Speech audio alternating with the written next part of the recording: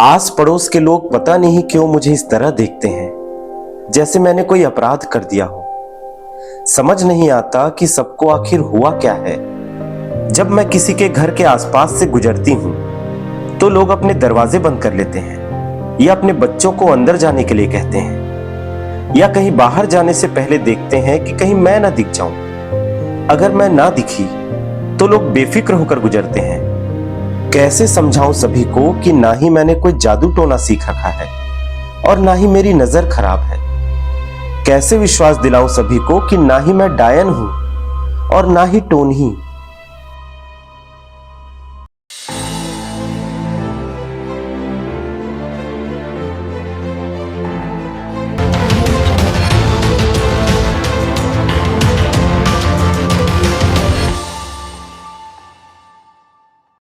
यह कहानी है झारखंड सरायकेला में जन्मी छुटनी देवी महतो की, जिन्होंने जीवन में इतने संघर्ष देखे कि उसी संघर्ष की कहानियों से उनका जन्म जन्मांतर का रिश्ता बन गया।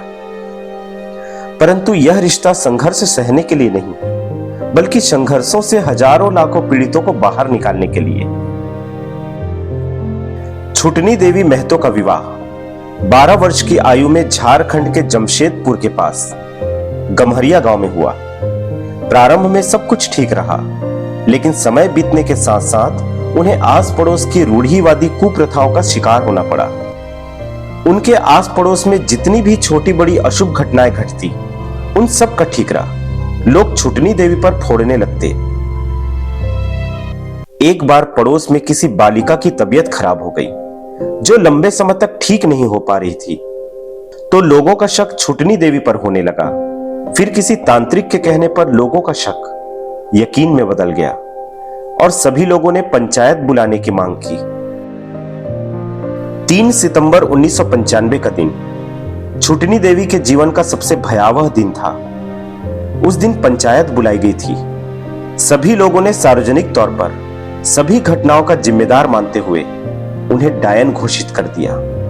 उन पर 500 रुपया जुर्माना लगाया गया।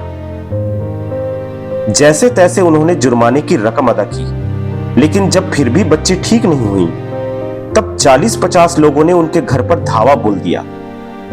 उनसे अमानवीय दुर्व्यवहार किया और कुछ लोगों ने उनसे दुष्कर्म करने की कोशिश की, परंतु वे कामयाब नहीं हुए।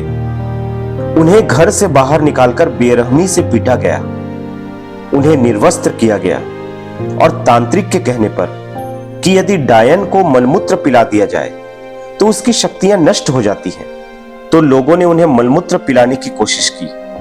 उनके शरीर पर मलमूत्र फेंके गए और उन्हें व उनके परिवार को गांव से बाहर निकाल दिया। उन्होंने कुछ समय गांव के बाहर झोपड़ी में रहकर बिताया। बाद में वह अपने परिवार के साथ अपने मायके आ गई। वहां भी लोग उन्हें देखकर दरवाजे बंद करने लगते, वह शक की नजरों से देखते। इस कठिन परिस्थिति में उनके भाइयों ने उनका साथ दिया। उन्होंने अपने लिए इंसाफ की गुहार भी लगाई, लेकिन मामला दर्ज करने के लिए भी उन्हें संघर्ष करना पड़ा और उनसे रिश्वत की मांग की गई। एक दिन उन्हें एक भारतीय प्रशासनिक सेवा के अधिकारी ने कुछ सामाजिक कार्यकर्ताओं के साथ जोड़ा, जो डायन शिकार रोकथाम के लिए कार्य कर रहे थे। यहीं से उनकी अतीत की दुश्वारियों का अंत व भविष्य की संभावनाओं की शुरुआत हुई। इनके संघर्ष को गति देने के लिए जमशेदपुर के समाज सेवी प्रेमचंद ने इनका पुनर्वास करवाया। फिर इन्होंने फ्री लीगल एंड कमेटी के बैनर तले काम करना प्रारंभ किया। तब से लेकर आज तक वो इस कुप्रथा के विरुद्ध एक वीरांगना की तरह लड़ाई लड़ रही है। सरायकेला, खरसवां, पश्चिमी सिंहभूम, पूर्वी सिंहभूम में डायन प्रथा के खिलाफ आंदोलन चला रही हैं। अब तक 300 से अधिक महिलाओं को नरकीय जीवन से बाहर लाकर उनका पुनर्वास करा चुकी हैं।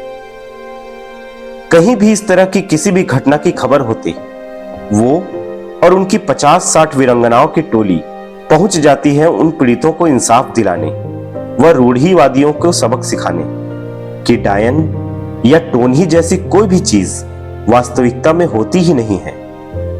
वे आज भी बीरबांस में डायन रिहेबिलिटेशन सेंटर चलाती हैं। जीवन संघर्ष का ही नाम है, लेकिन यदि यह संघर्ष किसी की पीड़ा हर सकने के लिए हो तो इस संघर्ष व इस जज्बे को पूरी दुनिया सलाम करती है। डायन प्रथा के खिलाफ काम करने व अंधविश्वास तथा जादू टोना के खिलाफ जागरूकता फैलाने के लिए वर्ष 2021 में छुटनी देवी अर्थात मैडम सर को भारत के चौथे सर्वोच्च नागरिक पुरस्कार पद्मश्री से सम्मानित किया गया।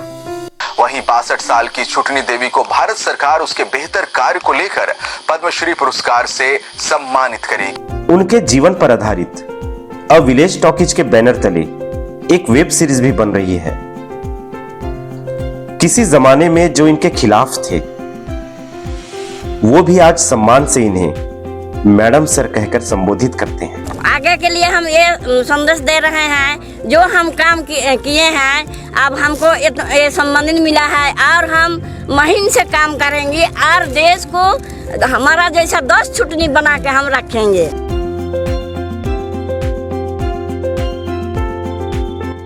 टोनही प्रताड़ना निवारण अधिनियम 2005 छत्तीसगढ़ पहला राज्य है जहां इस अधिनियम को बनाने की महती आवश्यकता परिलक्षित हुई।